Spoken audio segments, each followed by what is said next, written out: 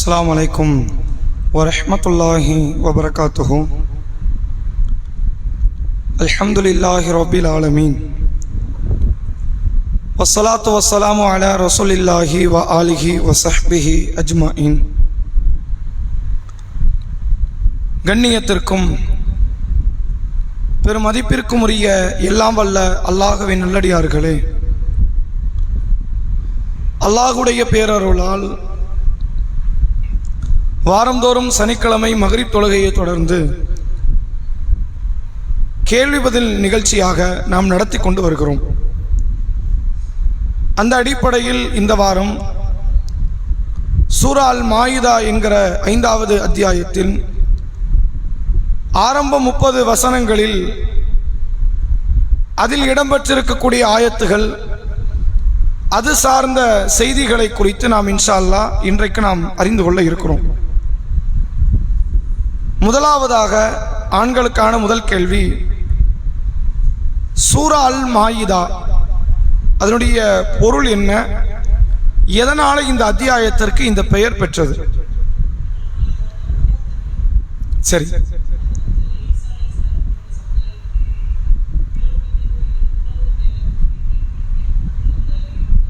சரி, சரி.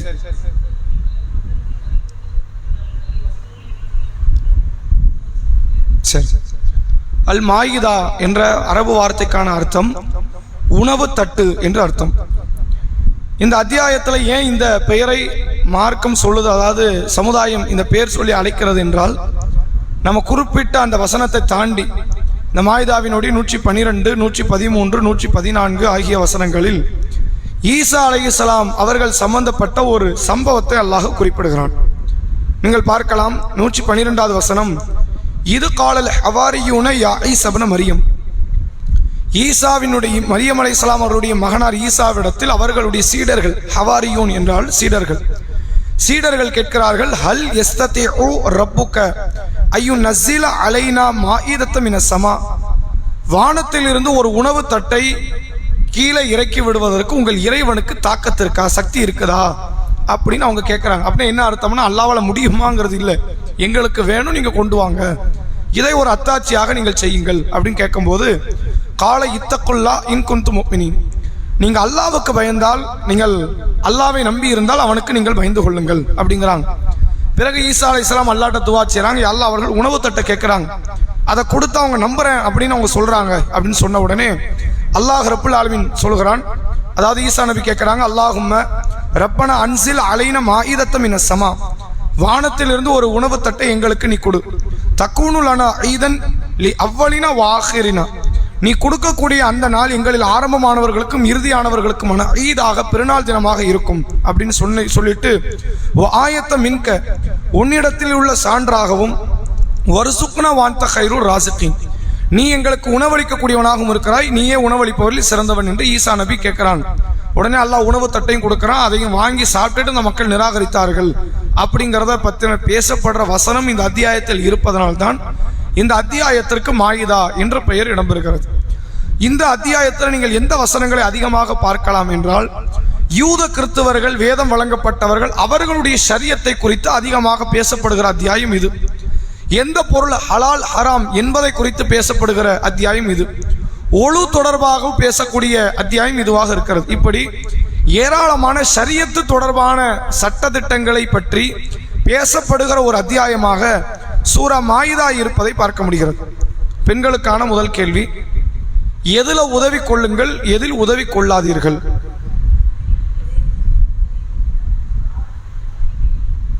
பாவத்திலும் பகைமையிலும். சூரா மாயிதாவினுடைய 2வது வசனம், அல்லாஹ் ஈமான் கொண்டவர்களை, மக்களை எதுல இணைக்கிறான், எதுல பிரிக்கிறாங்கிறத சொல்லக்கூடிய ஒரு வார்த்தை இந்த வசனத்தில் இறங்குகிறது. எப்போதுமே சேர்ந்துருங்கிறது மார்க்கம் சொல்லல. இன்னைக்கு இஸ்லாமிய மார்க்கத்தை பிரச்சாரம் செய்யக்கூடிய பல மௌலவிமார்கள், பல மார்க்கத்தை பிரச்சாரம் செய்கிறோம் என்று சொல்லக்கூடிய இயக்கத்தவர்கள், அந்த இயக்கத்தின் நிர்வாகிகள், தலைவர்கள் ஒரு பிரச்சாரத்தை முன்னெடுத்து வைக்கிறாங்க, எல்லாரும் ஒற்றுமையா இருக்கணும், வாங்க எல்லாரும் சேர்ந்து இருப்போம் அப்படின்னு. இஸ்லாம் அதை நிராகரிக்கிறது. எல்லாரெல்லாம் சேர்ந்து இருந்தா உருப்படவே மாட்டீங்க, நீங்க சேரவும் முடியாது. எப்படி சேரணுங்கிறதுக்கு அல்லாஹ் சொல்றான் பாருங்க, தாவனு அலல் பிர்ரி வ தக்வா, நன்மையிலும் இறையச்சத்திலும் நீங்கள் சேருங்கள், ஒருவருக்கொருவர் உதவி கொள்ளுங்கள். ஒரு நன்மையான காரியம்னா என்ன செய்யுங்க, எல்லாரும் ஒன்று சேர்ந்துருங்க. இறையச்சமிக்க காரியம்னா என்ன செய்யுங்க, எல்லாரும் ஒன்று சேருங்க. நீங்க ஒருவருக்கொருவர் உதவி கொள்ளுங்கள். ஒலா தாவனு அலல் இஸ்மி ஒல் உதுவான், பாவத்திலும் வரம்பு மீறுவதிலும், உதுவான்னா பகைமை என்ற ஒரு அர்த்தம் இருக்கு, வரம்பு மீறுவது என்ற ஒரு அர்த்தம் இருக்கு. அப்ப பாவத்திலும் வரம்பு மீறக்கூடிய காரியத்திலும் நீங்கள் ஒருவருக்கொருவர் உதவி கொள்ளாதீர்கள். அப்படின்னா என்ன அர்த்தம் கேட்டா, ஒருத்தன் மது வருந்துறான், வட்டி வாங்குறான், விபச்சாரம் பண்றான், திருடுறான், இப்படி பல மக்கள் இருக்கிறாங்க. என்னதான் இருந்தாலும் முஸ்லீம் இப்படின்னு சேர்ந்து நிக்காது, அவனை விட்டு பிரிஞ்சு நில்லு. சேர்ந்து நிக்கிறது சரியானது கிடையாது. இது அவனுக்கு பூஸ்டிப்பா தான் ஆக்கும், அவனுக்கு உத்வேகத்தை தான் கொடுக்குமே தவிர நம்ம தப்பு பண்றோங்கிற எண்ணத்தை அவனுக்கு என்ன தெரியாது, ஒரு நாளும் தராது. ரசூலுல்லாஹ்வுடைய காலத்துல மது தடுக்கப்பட்ட பிறகும் ஒரு சில நபி தோழர்கள் மது அருந்தினார்கள். அவங்களால விட முடியல. ஒரு சிலர், ஒரு விரல் விட்டு எண்ணக்கூடிய 1-2 பேர் மது அருந்தினார்கள். அதுல ஒரு முக்கியமான ஒருவர் நுஅமான் என்று அழைக்கப்படுகிற ஒரு சஹாபி. ரசூலுல்லாஹ் என்ன பண்றாங்க, அந்த நபி தோழர் மது அருந்திட்டு வரார். என்னத்தான் இருந்தாலும் ஈமான் கொண்டவர்கள், நம்மளாம் ஒண்ணுக்குள்ள ஒண்ணு, நம்மளாம் நகையும் சதையுமா நெருக்கத்தில் இருக்கிறோம் அப்படின்னு ரசூலுல்லாஹ் அவரை விட சொல்லல, அடிங்கிறாங்க. மக்கள் எல்லாம் ஒன்று திரண்டு பேரிச்ச மரம் கட்டைகளால், செருப்புகளால், இன்னும் வேற சில பொருட்களை கொண்டெல்லாம் அந்த மக்கள் அவங்களை அடிக்கிறாங்க, துன்புறுத்துறாங்க. அடுத்து மருது வருந்தக்கூடாது என்பதற்கு ஒரு நபித்தோழர் ஏனைய நபித்தோழர்களால் அடிக்கப்படுகிறார். ரசூலுல்லாஹ் அடிக்கும்படி கட்டளையிடுறாங்க. அப்ப பாவம்னு வரும்போது நீங்க என்ன பார்க்க கூடாது, இவன் நம்ம ஆளு, நம்ம இனம், நம்ம மதம்னு பார்க்க கூடாது. பாவத்துல நீங்க உதவி கொள்ளாதீங்க. அப்ப நீங்க அவனை வேறுபட்டவனா பாருங்க. இப்படி வேறுபாட்டோட இந்த சமுதாயத்தை பார்த்தோன்னா ஒற்றுமை வருமா? ஒரு நாள் ஒற்றுமை வராது. இஸ்லாம் எதை எதிர்பார்க்கனா, ஒற்றுமை தேவையே கிடையாது. ஒற்றுமைன்னு என்ன பண்ணுவாங்கன்னா, வட்டி வாங்குறவனு சேர்த்துக்குவாங்க. வட்டியை தடுக்க முடியுமா? அடுத்து தடுக்க முடியாது. ஒரு பேச்சுக்கு நம்மளாம் ஒற்றுமையா இருப்போம் அப்படின்னு ஊரோட ஒன்று அமைஞ்சிட்டோம். நீங்க மௌலூதை தடுக்க முடியாது, மீளாதை தடுக்க முடியாது. ஏன், நம்மள ஒன்னாயிட்டோம்ல, ஒன்னாயிட்ட எப்படி தடுக்க முடியும்? தடுக்க முடியாது. எல்லாருடைய தீமைகளை அங்கீகரிக்கிற இடத்துக்கு வருவோம். நீ வேணா செய்யாம இருந்துக்க, எப்படி நீ செய்யாம இருந்துக்க, எங்களை நீ தடுக்காதங்கிற இடத்துலதான் எல்லா மக்களும் ஒன்றிணைவார்கள். அப்படி ஒன்றிணைவதனால இந்த சமுதாயத்துக்கு ஏதாவது நன்மை இருக்குதா? விபச்சாரம் பண்றவன் இருப்பான், மது அருந்தவன் இருப்பான், ஓரணச்சரிக்கை பண்றவன் இருப்பான், திருடுறவன் இருப்பான், எல்லா அநியாயத்தையும் பண்றவன் இருப்பான். அவன் கடைசியில் என்ன பேசிடுவான் தெரியுமா, நம்ம எல்லாம் ஒன்னா ஆயிட்டோம், நீங்க பாவத்தை பத்தி வாயை திறக்காதீங்க, எந்த பாவத்தையும் தடுக்காதீங்க. நம்ம எல்லாருமே சேர்ந்து ஒரு பாவத்தை செய்யாம இருந்திருப்போம். அப்படி ஏதாவது இருக்குமா? முழு உலகமே சேர்ந்து செய்யாத ஒரு பாவம் ஒண்ணு உண்டா? அப்படி கிடையாது. எவனாவது ஒருத்தர் எங்கேயாவது ஒரு நேரத்தை அந்த பாவத்தை செஞ்சுக்கிட்டு தான் இருப்பான். அப்ப பாவத்தையே தடுக்க முடியாத ஒரு நிலைக்கு தள்ளிரும். இஸ்லாம் ஒரு நாளும் ஒற்றுமை போதிக்கல. ஒற்றுமை எப்படி இஸ்லாம் போதிக்குதுன்னு பார்த்தா, நீங்க குர்ஆன் ஹதீஸ் எடுத்து பார்த்தால், நன்மையில சேருங்க, தீமையை தடுப்பதில் சேருங்கள். அல்லாஹ் குர்ஆன்ல சொல்றான், வல் தக்கும் மின்கும் உம்மத்து யதுஊன இலல் கைர், உங்களில் ஒரு கூட்டம் இருக்கட்டும், உங்களில் ஒரு கூட்டம் இருக்கட்டும், யஅமுருன பில் மாரூஃப், நன்மையை ஏவக்கூடிய, வ யன்ஹாஹும் அனில் முன்கர், வ யன்ஹவுஹும் அனில் முன்கர், தீமையை தடுக்கக்கூடிய ஒரு கூட்டம் உங்களில் இருக்கட்டும், அவர்கள் நல்லதை நோக்கி அழைக்கட்டும், உலாயிக்க ஹுமுல் முஃப்லிஹூன், அவர்கள் தான் வெற்றியாளர்கள். அப்ப எல்லா தப்பி நீ பண்ணி என் கூட சேர்ந்து நெல்லு, நம்ம எல்லாம் ஒற்றுமையா இருப்போம், நம்ம ஒரு கை கோர்ப்போம் அப்படிங்கறத கொண்டு மறுமைக்கு எந்த லாபமும் கிடையாது, எந்தவித பயனையும் அது பெற்று தராது. எது பயனை பெற்று தரேன்னா, தீமை செஞ்சு என் பக்கத்தில் நெருங்காது, நான் கேட்க தான் செய்வேன், தீமை செய்யக்கூடாது, என் பக்கத்தில் நெருங்கி வராது என்று நீங்கள் தடுக்கிற இடத்துல இருந்தா, 10 பேர் தப்புனும் போது 5 பேர் திருந்தி வந்துருவான். நம்மளை எல்லாரும் நிராகரிக்கிறாங்க, நம்ம கூட யாரும் சேர மாட்டாங்க, 5 பேர் திருந்தவே மாட்டான், சாகர வரைக்கும் திருந்த மாட்டான். அவனை நீங்கள் ஒன்றிணைக்க நினைத்து எல்லா மக்களையும் நீங்கள் பாவிகளாக மாற்றிவிடக் கூடாது என்பதற்குத்தான் அல்லாஹ் சொல்றான், தாவனு அலல் பிர்ரி வ தக்வா, இறையச்சத்தில் நன்மையில் நீங்கள் ஒருவருக்கொருவர் உதவி கொள்ளுங்கள். ஒலா தாவனு அலல் இஸ்மி ஒல் உதுவான், பாவத்திலும் வரம்பு மீறக்கூடிய காரியத்திலும் என்ன செய்யாதீர்கள், நீங்கள் உதவி கொள்ளாதீர்கள். சஹாபாக்களை நீங்க பார்க்கலாம், ரசூலுல்லாஹ் உருவாக்கிய அந்த தோழர்கள் நன்மையான காரியம்னு வரும்போது தன் விருப்பு வெறுப்பெல்லாம் தூக்கி எறிஞ்சிருவாங்க. இவரோட நம்ம பகையில இருந்தோமே அதெல்லாம் பார்க்கவே மாட்டாங்க. மதீனாவாசிகள் 2 கூட்டம், அவுஸ் கஸ்ரஜ்னு 2 கூட்டம், 2 கூட்டத்துக்கு ஆகாது. ரசூலுல்லாஹ் காலத்துக்கு முன்னாடி இருந்து அவங்களுக்குள்ள பகை இருக்கு. இப்ப இந்த பொதுவாக சமுதாயத்துக்குள்ள நீங்க பார்க்கலாம், இந்த ஜாதிக்காரனுக்கு அந்த ஜாதிக்காரனை பிடிக்காது, அந்த ஜாதிக்காரனுக்கு இந்த ஜாதிக்காரனை பிடிக்காதுன்ற மாதிரி இருக்குல்ல. அவுஸ் கஸ்ரஜ் 2 வேற ஜாதி, ஒரு ஜாதிக்காரனுக்கு இன்னொரு ஜாதிக்காரனை பிடிக்காது. நபி என்றைக்கு மார்க்கத்தை சொல்லி மக்களை ஒன்றிணைச்சாங்களோ அவங்க அன்சாரின்னு ஒரு வட்டத்துக்குள்ள சேர்த்துட்டாங்க. அதுக்கப்புறம் அவங்க என்ன பார்க்கல, அவுஸ் கஸ்ரஜ்ன்ற இடத்தை அவங்க பார்க்கவே இல்லை. அப்ப ரசூலுல்லாஹ் நன்மை என்று வரும்போது எல்லா மக்களையும் ஓர் அணியில இணைச்சாங்க. இதே சஹாபாக்கள் தீமை என்று வரும்போது அவர்களை வேறுபடுத்தி பார்த்தாங்க. நீங்க தீமையான ஆட்கள், உங்களோட நாங்க சேர மாட்டோம், மார்க்கத்துக்கு தான் புறக்கணிச்சாங்க. உதாரணத்துக்கு நீங்க பார்க்கலாம், காப் இப்னு மாலிக் என்ற ஒரு நபித்தோழர், நம்ம முன்னாடி இதை ஒரு உரையாக நம்ம நிகழ்த்தி இருக்கிறோம். காப் இப்னு மாலிக் என்கிற நபித்தோழர் தபுக் யுத்தத்தில் கலந்துக்கல. ரசூலுல்லாஹ்ட்ட கம்ப்ளைண்ட் வருது. ரசூலுல்லாஹ்ட்ட அவர் உண்மையை ஒத்துக்கொள்கிறார். நபி அவர்கள் சொல்றாங்க, நீங்க ஒரு குறிப்பிட்ட காலம் மக்கள்கிட்ட பேசாதீங்க, மக்கள் யாரையும் உங்கள்கிட்ட பேசக்கூடாதுன்னு ரசூலுல்லாஹ் தடுக்கிறாங்க. அவர்கள் சொந்த தோழர்கள் கூட பேசாம இருந்தாங்க. எந்த அளவுக்குன்னா, காப் இப்னு மாலிக்கினுடைய சிறிய தந்தையின் மகன் தான் கத்தாதா ரதியல்லாஹு, அதாவது கத்தாதா ரதியல்லாஹு அன்ஹு. அந்த கத்தாதா என்று சொல்லப்படுகிற அந்த சஹாபி கூட இந்த காப் இப்னு மாலிக் கிட்ட பேசல. அப்ப நீங்கள் பேசுவதாக இருந்தாலும் பிரிவதாக இருந்தாலும் யாருக்காகத்தான் இருக்கணும்? படைச்சவனுக்காக இருக்கணும்.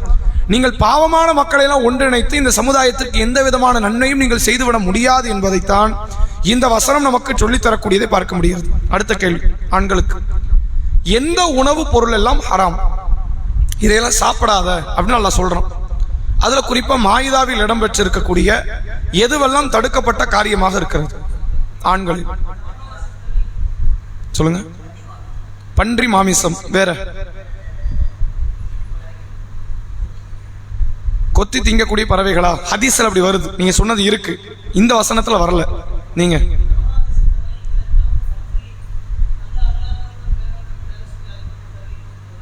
4 வந்துருச்சு. இந்த 4 வேற வேற இடத்துல இருக்கு. இது அல்லாத சிலதையும் சொல்றான். சரி சரி,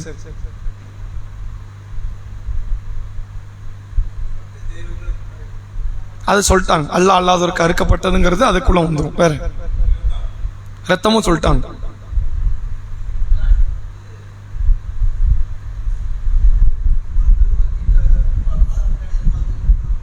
சரி, வேட்டையாடி மீதம் வைத்த பிராணிகளையும் சாப்பிடக்கூடாது. சரியான ஒரு பதில். அல்லாஹ் சொல்றான் சூரா மாயிதாவினுடைய 3வது வசனம்.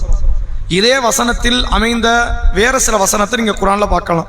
பக்கரால 173 2வது அத்தியாயம் 173, சூரா அன்னாம் 6வது அத்தியாயம் 145, சூரா நஹ்ல் 16வது அத்தியாயம் 115வது வசனம். இந்த 4 இடத்துலையும், இந்த மாயிதால 5ல் 3, 4 இடத்துல நீங்க பார்க்கலாம். ஒரு 4 விஷயத்தை மட்டும் அல்லாஹ் தொடர்ச்சியா சொல்லிக்கிட்டே இருக்கிறான். ரத்தம், பன்றி இறைச்சி, தாமாக செத்தது, அல்லாஹ் அல்லாதவருக்கு அறுக்கப்பட்டது. 4 இடத்துலையும் சொல்றான்.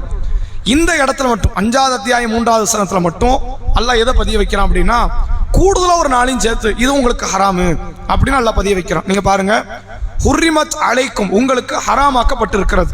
அல் மைத்தத்து, செத்தது. எந்த பிராணி உடம்புல ரத்தம் ஓடுதோ, மீன்களுக்கு என்ன கிடையாது, ரத்தம் ஓடாது. ரத்தம் ஓடக்கூடிய நிலையில் உள்ள பிராணிகள், அது செத்து போச்சு அப்படின்னா, நோய் வந்தோ வேற என்ன காரணத்துல செத்து போனா நீங்க என்ன செய்ய முடியாது. அதை நீங்களே வளர்த்த ஆடுதான், நேற்றுக்கு வரைக்கும் நல்லா இருந்துச்சு, இன்னைக்கு காலையில பார்க்கணும் செத்து போச்சு, நீங்க அதை என்ன பண்ண முடியாது, சாப்பிட முடியாது, கொண்டு போய் புதைக்கத்தான் முடியும். ஹுர்ரிமத் அலைக்குமுல் மைத்தத்து, செத்தது உங்களுக்கு ஹராம். வத்தமு, ரத்தம் உங்களுக்கு ஹராம். எந்த பிராணியினுடைய ரத்தமும் நம்ம என்ன செய்ய முடியாது, சாப்பிட முடியாது. இந்த ரத்தத்தை சாப்பிட்றதே ஒரு வழிமுறையாக மக்கள்கிட்ட, குறிப்பா தமிழ் பேசக்கூடிய மக்கள்கிட்ட இருக்குது. மார்க்க அதை தடுக்குது. அதை ஏன் தடுக்குதுங்கிறதுக்கு அறிவியல் ரீதியாக அதுக்கு பல காரணங்களையும் சொல்றாங்க. ஓ லஹ்முல் ஹின்சீர், ஹின்சீர் அப்படின்னா பன்றி, லஹ்முனா கறி, பன்றி கறியும் என்ன செய்யாதீங்க, நீங்க சாப்பிடாதீர்கள். ஒமா உஹில்ல லிகைரில்லாஹி பிஹி, அல்லாஹ் அல்லாதவர்களுக்காக சப்தம் இடப்பட்டதுங்கிறான். அறுக்கப்பட்டதுன்னு வரல, அறுக்கப்பட்டது இதுல வருதான்னு கேட்டா வரல. உஹில்ல அப்படின்னா சப்தம் இடப்பட்டது. அகல்ல கலிமாவை லா இலாஹ இல்லல்லாஹ்வை சப்தமாக சொன்னான் அப்படின்னு அந்த அரபு வார்த்தைக்கு அர்த்தம். அப்ப உஹில்ல அல்லாஹ் அல்லாதவர்களுக்காக சப்தமிடப்பட்டது என்றால் அறுத்ததையும் இது குறிக்கும். எதையும் குறிக்கும், ஓதியதையும் குறிக்கும்.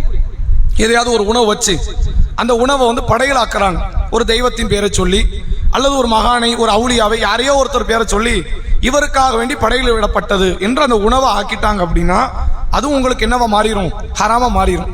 இதுல என்ன ஹராமுக்கு என்ன இருக்குது? ஒரு ஓதுனா ஓதிட்டு போறாரு, உணவுக்கு எது தனி பறக்கத்தான் வந்துச்சு, வரலையே, சாப்பிட்டா என்ன தப்பு அப்படின்னு நமக்கு தோணும். அப்படின்னு கணக்க வச்சுக்கிட்டா செத்ததுலையும் தப்பு கிடையாதுன்னு வரும். அப்படின்னு கணக்கு வச்சுட்டா எதுவும் தப்பு இல்லை, செத்ததுலையும் தப்பு கிடையாது. ஒருத்தன் அல்லாஹ் அல்லாதவருக்கு அறுத்துட்டான், கோழி என்ன பண்ணிட்டான், அவனுடைய கடவுள் பேரை சொல்லி அறுத்துட்டான், ஹலால்னு சொல்லிட்டு போக வேண்டியதுன்னு. அவன் அறுத்ததுனால அந்த பொருள் ஹராமாயிருமா? வாதம் வைக்க முடியுமா, முடியாதா? ஓதப்பட்டது இல்லை, அறுக்கப்பட்டதுக்குமே இந்த வாதம் வைக்க முடியும். அப்ப அல்லாஹ் நமக்கு தடுத்தது அறுக்கப்பட்டது மட்டும் இல்லை, ஓதப்பட்டதையும் சேர்த்து நமக்கு தடுக்கணும். எந்த உணவுப் பொருள் படையில் வைக்கப்பட்ட உணவாக இருக்கிறதோ, மாற்று மத தெய்வத்துக்கும் சரி, பல மாற்று மதத்தவங்க நினைக்கிறாங்க நம்ம படையில் வச்சதான் சாப்பிட மாட்டாங்க, முஸ்லீம் படையில் வச்சாலும் சாப்பிடக்கூடாது. முஸ்லிம் ஒருவன் அவன் வந்து ஒரு தெய்வத்துக்கு அல்லது ஒரு அவனுடைய அவுலியாக்களுக்கு மகான்களுக்கு யாரோ ஒருத்தருக்கு படையல் வைத்து ஒரு உணவை கொடுத்தாம்னா அதுவும் சாப்பிடக்கூடாது. இது மார்க்கம் தடுக்கிறது. 4 விஷயம்.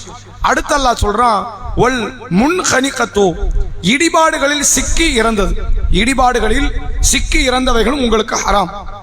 ஒல் மௌகூதத்து, அதே மாதிரி மேல இருந்து மேடான பகுதியில் உருண்டு விழுந்து செத்ததும் உங்களுக்கு ஹராம்.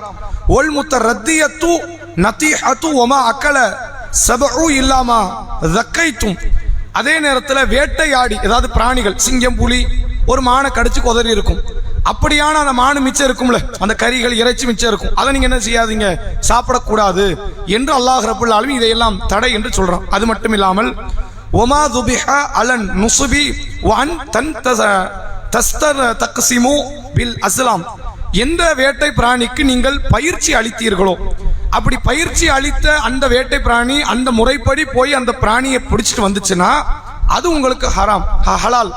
அது அல்லாத காரியங்கள் உங்களுக்கு ஹராம் என்பதையும் இந்த வசனத்தில் தெளிவுபடுத்துகிறேன். இதை தாண்டி யாராவது நீங்க சாப்பிட்டீங்கன்னா தாலிக்கும் ஃபிஸ்க், அது என்னது, பாவமானது, குற்றமான ஒரு காரியம் என்பதை இந்த வசனத்தில் நமக்கு தெளிவுபடுத்துகிறான். மொத்தத்தில் அதெல்லாம் செத்ததுங்கிறது தான், அதை வேற வேற வார்த்தையை கொண்டு எல்லாம் சொல்றான். நோய் வந்து செத்தாதான் செத்தது இல்லை, உருண்டு உளுந்து செத்தாலும் செத்தது. இடிபாடுகள்ல சிக்கி இறந்தாலும் அது என்னதான், செத்த பிராணி தான். செத்த பிராணி நீங்க என்ன செய்யாதீங்க, சாப்பிடாதீங்க.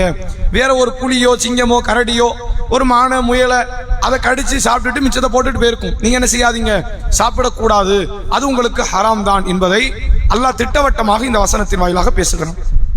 அடுத்து பெண்கள், எதில் இறை மறுப்பாளர்கள் நிராசை அடைந்து விட்டார்கள்.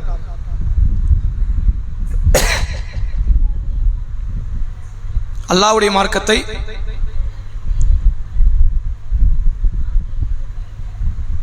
இல்ல, அல்லாஹ்வுடைய மார்க்கத்தை அழிக்கலான்னு இறை மறுப்பாளர்கள் நினைக்கிறாங்களா?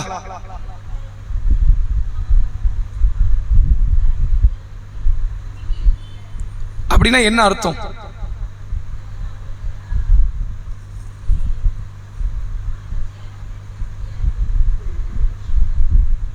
இல்ல, நீங்க சொல்ற வார்த்தை இருக்குது, அது அப்படின்னா என்னன்னு கேட்கிறேன். ஆண்கள்ல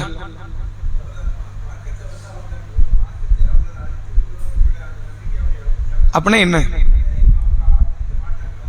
இனிமேல் இந்த மார்க்கத்தை அவங்களால என்ன பண்ண முடியாது, அழிக்க முடியாது. அல்லாஹ் இந்த இடத்துல அல்லாஹ் சொல்றான், அல் யௌம யஇஸல்லதீன கஃபரு மின் தீனிக்கும், உங்க மார்க்கம் இஸ்லாம், இஸ்லாத்தை இறை மறுப்பாளர்கள் அழிச்சரலான்ற ஒரு நம்பிக்கையில் ஆரம்பத்தில் இருந்தான். அபூஜஹல் அதுக்கு தானே கத்தியை தூக்கணும், நம்ம போன யுத்தத்தை பண்ணோம்னா அந்த மார்க்கத்தை தொடச்சி எரிஞ்சிடலாம் அப்படின்னு நம்ம நினைச்சான். அபூஜஹல் நினைச்சான், அபூலஹப் நினைச்சான், உத்துபா நினைச்சான், யூதர்கள் நினைச்சாங்க, கிறிஸ்தவர்கள் நினைச்சாங்க, எல்லாம் நினைச்சு நம்ம கூட யுத்தத்துக்கு வந்தாங்க. யுத்தம் பண்ணி அவனுக்கு போரே அடிச்சிருச்சு. ஏன்னா எல்லாத்திலையும் அல்லாஹ்வுடைய உதவியை கொண்டு நம்ம வெற்றி பெற்று கொண்டு இருக்கிறோம். இப்ப என்ன ஆயிடுச்சுன்னா, அல் யௌம யஇஸல்லதீன கஃபரு மின் தீனிக்கும், உங்கள் மார்க்கத்தை அழித்து விடலாம் என்ற நம்பிக்கையில இருந்து அவன் நிராசை அடைந்து விட்டான். இனிமேல் முடியாது, இவர் மார்க்கம் வந்து அழிக்க முடியாத ஆள விருச்சவன் வளர்ந்துருச்சு, இனிமேல் என்ன பண்ண முடியாது, அழிக்க முடியாதுன்ற இடத்துக்கு யூதனே போயிட்டான், கிறிஸ்தவனும் போயிட்டான். அத மக்கா காஃபிர்கள் ஏனையவர்கள் எல்லாரும் புரிஞ்சுக்கிட்டாங்க, இனிமே என்ன பண்ண முடியாது, இவர் அழிக்க முடியாத அளவுக்கு ஒரு ஸ்டாண்டர்டா வந்துட்டார், இனிமே இவர் தொட முடியாது, இவர் மார்க்கத்தை அழிக்க முடியாதுன்ற இடத்துக்கு அவன் காஃபிர் வந்துட்டான். அதனால் ஃபலா தஹ்ஷௌஹும் வஹ்ஷௌனி, அவங்களுக்கு பயப்படாதீங்க, எனக்கே பயப்படுங்க. இது அல்லாஹ் என்ன பதிய வைக்கிறான் அப்படின்னா, இந்த மார்க்கம் வெல்லுமா வெல்லாதான்ற இடத்துல இருந்தது. யாருக்கு இடையில பயம் இருந்துச்சு அப்படின்னு கேட்டா, இது அல்லாஹ் பயப்படாத யார் சொல்றான், அபூபக்கருக்கு சொல்லல. அபூபக்கர் இந்த மார்க்கம் வென்றாலும் கண்டிப்பா வெல்லுங்கிறதுல ஒரு நம்பிக்கை இருக்கு, அதெல்லாம் அவருக்கு மாற்றம் இல்லை. இந்த உலகத்துல இந்த மார்க்கம் வென்றாலும் வெல்லலைனாலும் எனக்கு மறுமையில வச்சிருக்கிற நம்பிக்கையில தான் அவங்க இஸ்லாத்துக்கே வந்தாங்க. அந்த அபூபக்கர், அந்த பிலால், அந்த சல்மான் பின் ஃபாரிஸ், அந்த அம்மார், அந்த யாசிர், ஆரம்பத்தில் வந்த அத்தனை பேருக்கு என்ன நம்பிக்கை இருந்துச்சு, இந்த மார்க்கம் வெல்லட்டும், வெல்ல வேண்டாம், அது எனக்கு தேவையில்லை, நான் மறுமையில வெற்றி பெற்றுவேன், இந்த மார்க்கத்திலிருந்து எனக்கு என்ன கிடைச்சிரும், மறுமையில எனக்கு சொர்க்கம் கிடைச்சிரும் நம்பிக்கையில உள்ள வந்தாங்க. நான் செத்தே போனாலும் எனக்கு கவலை இல்லைன்ற அடிப்படையில் வந்தாங்க. ரசூலுல்லாஹ்க்கு மக்கா வெற்றி கிடைச்சது. அப்போ ஒரு பெருங்கொண்ட கூட்டம் இங்க வராங்க, இஸ்லாத்துக்கு வராங்க. அபூ சுஃபியானுடைய தலைமையில ஒரு பெரிய கூட்டம் இஸ்லாத்துக்கு வராங்க. ரசூலுல்லாஹ் நுபுவத்தை பேச ஆரம்பித்து 21 வருஷம் கழிச்சு வராங்க. அப்ப ஏன் அவங்க வராங்க அப்படின்னு கேட்டா, இனிமேல் இந்த மார்க்கத்தை அழிக்க முடியாத அளவுக்கு யூதர்களை கட்டி போட்டுட்டார் முகமது நபி. கிறிஸ்தவர்களுக்கு எதிராக யுத்தம் பண்ணிக்கிட்டு இருக்கிறார், மஜூசிகளை முடக்கி போட்டுட்டார். இனிமேல் யாருமே இவர்களுக்கு எதிராக குரல் எழுப்ப முடியாதுங்கிற அளவுக்கு ஒரு ஸ்டாண்டர்டா வந்து நபி உட்கார்ந்துட்டாங்க. அழிக்க முடியாதுன்ற இடம் வரும்போது தான் மக்காவில் உள்ள பெரும்பான்மையாளர்கள் எங்க வராங்க? இஸ்லாத்துக்குள்ள வராங்க. அவங்களுக்கு அல்லாஹ் சொல்றான், இப்ப சமீபத்தில் இஸ்லாத்தை ஏத்துக்கிட்டாங்களே அவங்களுக்கு அல்லாஹ் சொல்றான், ஃபலா தக்ஷௌஹும் வக்ஷௌனி, அவங்களுக்கு பயப்படாதீங்க, எனக்கு பயப்படுங்க. அபூபக்கர் எனக்கு பயந்தார், யாருக்கு பயப்படல? மக்கா காஃபிருக்கோ யூதனுக்கோ கிறிஸ்தவனுக்கோ பயப்படல. உமர் எனக்கு பயந்தார், பிலால் எனக்கு பயந்தார், அம்மார் எனக்கு பயந்தார். ஆனா நீங்க என்ன பண்ணீங்க? ஒருவேளை மார்க்கத்தை ஏத்துக்கிட்டா நம்மளை கொன்றுவாங்க அப்படின்னு பயந்துக்கிட்டே ஒரு நாள் மார்க்கத்தை ஏத்துக்கொள்ளாமல் மக்கால முடங்கி கடந்தீங்க. இப்ப மார்க்கம் வென்றுன்னு தெரிஞ்சிருச்சா இல்லையா? இப்பவாவது எனக்கு பயப்படுங்க, நீங்க அவங்களுக்கு பயப்படாதீங்க. இனிமேல் என் கையில தான் அதிகாரம், ஆட்சி அதிகாரம் யார் கையில தான்? என்னைக்கும் அல்லாஹ் கையில தான். மார்க்கம் வென்ற பிறகு, அது வெற்றி வாகை சூடிய பிறகு என் கையில தான் அதிகாரங்கிறத தெரிஞ்சுக்கங்க. உங்களுக்கு என்ன விட்டவர் வழி கிடையாது, நீங்க எனக்கு தான் பயந்து ஆகணும், அடுத்தவனுக்கு நீங்க பயப்படாதீங்க என்பதை இந்த வசனத்தில் அல்லாஹ் சொல்கிறான். அடுத்து பெண்களுக்கு ஹராமான உணவை எப்போது சாப்பிடலாம்? மார்க்கத்தில் நமக்கு எப்ப அனுமதி? ஹராமான உணவை எப்போது சாப்பிடலாம்? மார்க்கத்தில் நமக்கு எப்போது அனுமதி?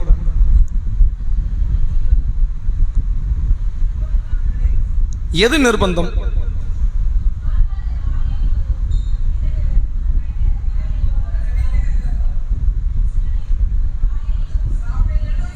இல்ல, நான் அந்த விளக்கம் போல, நிர்பந்தத்துக்கான அளவுகோல் என்னங்கிறதுல போல. அல்ல இதே வசனத்துல சொல்றான், நிர்பந்தம்னு இதெல்லாம் இல்லைன்னா தான் நிர்பந்தங்கிறான். புரியல? சரி, அதை விட கொஞ்சம் அல்லாஹ் சொல்லக்கூடிய வார்த்தை இன்னும் தெளிவா சொல்லலாமே. வேற யாராவது ஆண்கள்ல? சரி,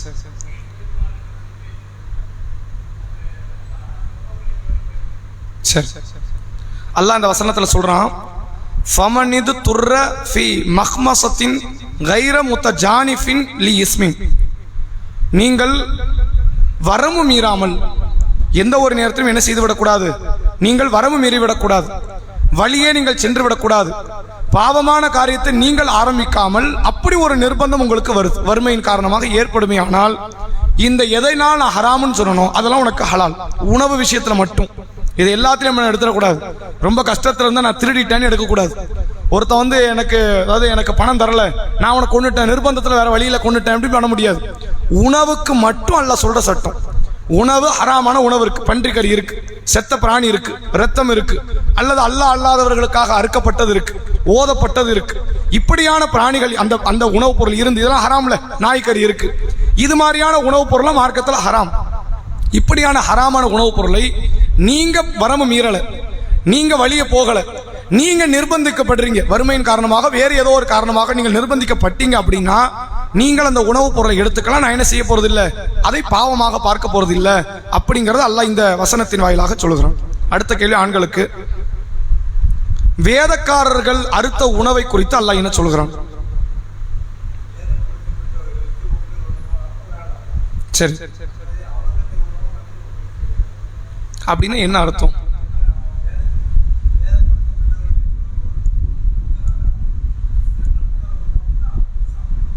அதே தான் நீங்க திருப்பி சொல்றீங்க, அப்படின்னா என்னன்னு கேட்கிறேன். இப்போ இந்துக்கள் கொடுக்கிற உணவை நம்ம சாப்பிடலாம். இந்துக்கள் கொடுத்தா சாப்பிடலாமா கூடாதா? ஏன் கூடாது? இந்துக்கள் லட்டு கொடுத்தா வாங்கி சாப்பிட வேண்டியதானே, என்ன தப்பு இருக்கு? அப்ப அசைவ உணவுல எந்த விஷயம், என்ன கருத்து? அது அந்த வசனம் எதை பத்தி பேசுது?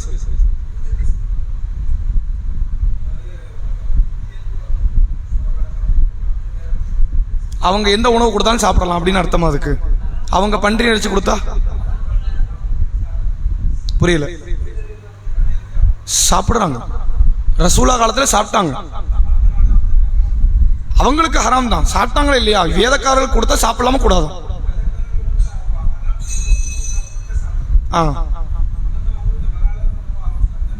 சரி, அதான் அதுக்கான பதில். அல்லாஹ் அதுல என்ன சொல்றான் அப்படின்னா,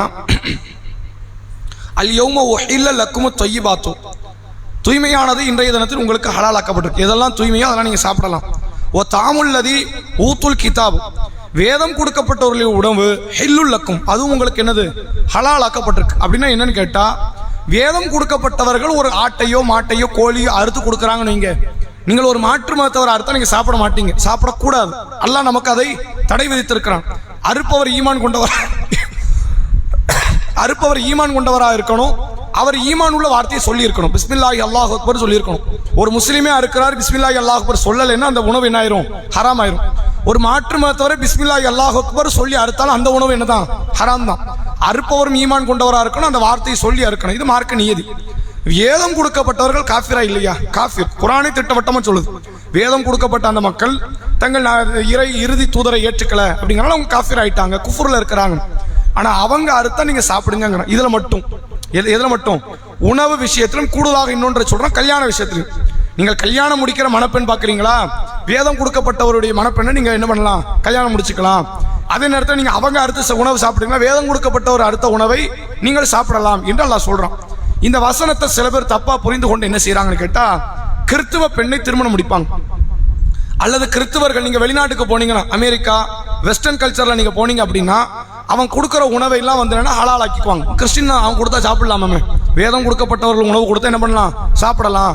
ஹோட்டலுக்கு போவாங்க, மாமிச கறிகளை சாப்பிட்டுட்டு வருவாங்க.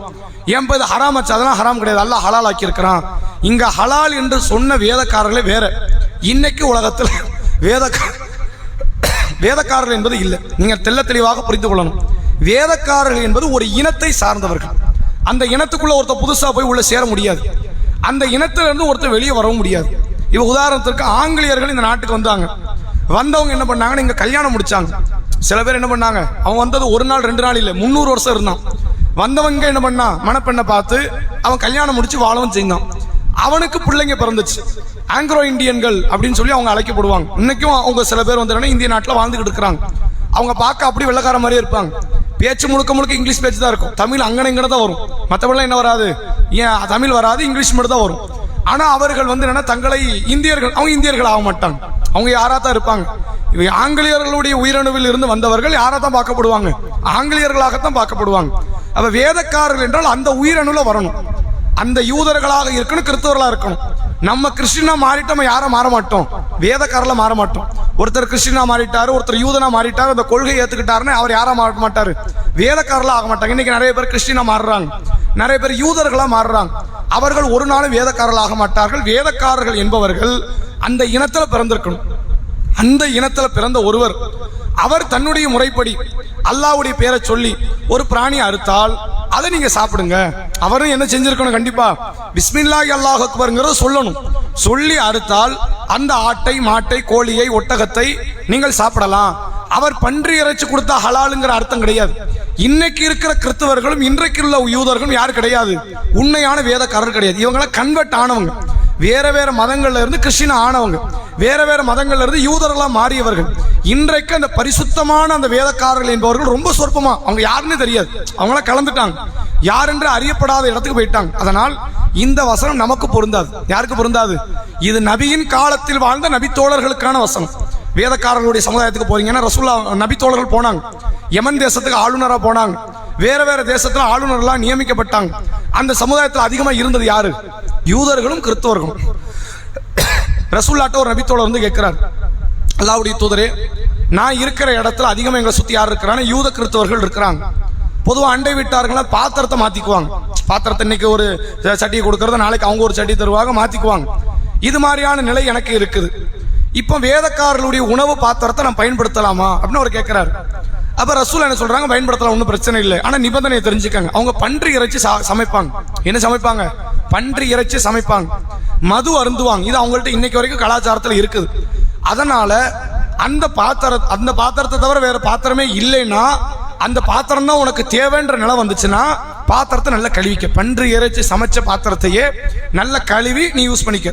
மது உள்ள பாத்திரத்தையே நல்ல கழுவி நீ என்ன பண்ணிக்க, யூஸ் பண்ணிக்கன்னு சொல்லி அல்லாஹ்வுடைய ரசூல் அவர்கள் ஒரு நபித்தோழருக்கு சட்டம் சொன்ன நிகழ்வை பார்க்க முடிகிறது. அவ யூதர்களோடு கிறிஸ்தவர்கள், உண்மையான யூதர்களோடு கலந்து வாழ்ந்தாங்க, உண்மையான கிறிஸ்தவர்களோடு அவங்க கலந்து இருந்தாங்க. அப்ப அதனால அல்லாஹ் என்ன சட்டம் சொல்றாங்கன்னா, அவங்க அறுத்த பிராணி உங்களுக்கு என்னது? ஹலாலாக்கப்பட்டிருக்குது, தாராளமாக நீங்க அதை வந்து நீங்க சாப்பிடலாம். ஆனா அவன் பிஸ்மில்லாஹி அல்லாஹு அக்பர் சொல்லி இருக்கணும். மார்க்கம் சொன்ன ஹலாலான பிராணி அறுத்திருக்கணும். ஆட்டையும் மாட்டையும் கோழியும் அறுத்த நீங்க என்ன செய்யலாம்? சாப்பிடலாம். பன்றி அறுத்த சாப்பிட முடியாது. இத்தனை சட்டம். இது யாருக்கான சட்டம்? சஹாபாக்களுக்கு சொன்ன சட்டம். இவர்கள் அல்லாத மற்றவர்களுக்கு இது பொருந்தாது. இன்னைக்கு உள்ள காலத்துல ஒரு கிறிஸ்டின் அறுத்தாரு, நான் அந்த கோழியை சாப்பிடலாமா? அல்லது ஒரு கிறிஸ்டின் மணப்பெண் இருக்குது, அந்த மணப்பெண்ணை நான் கல்யாணம் முடிக்கலாம்னு கேட்டால் இந்த காலத்துக்கு பொருந்தாது. நபியின் காலத்தில் வாழ்ந்த அந்த சஹாபாக்களுக்கான சட்டமாகத்தான் இதை பார்க்க முடிகிறது என்பதை நம்ம உங்களுக்கு நினைவுபடுத்திக்கிறோம்.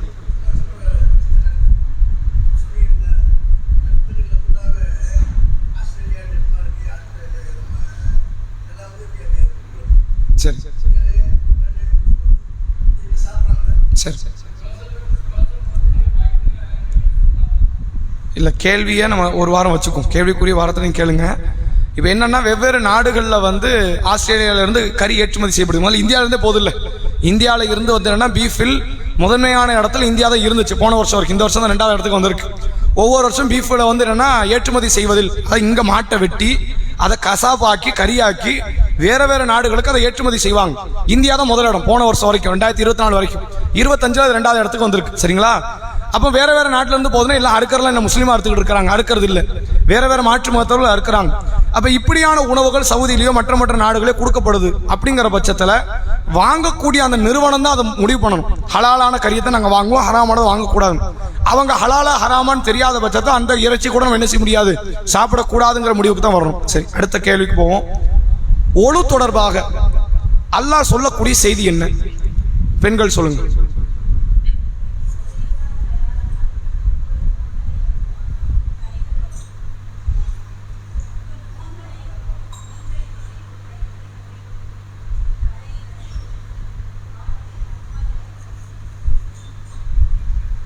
அடுத்து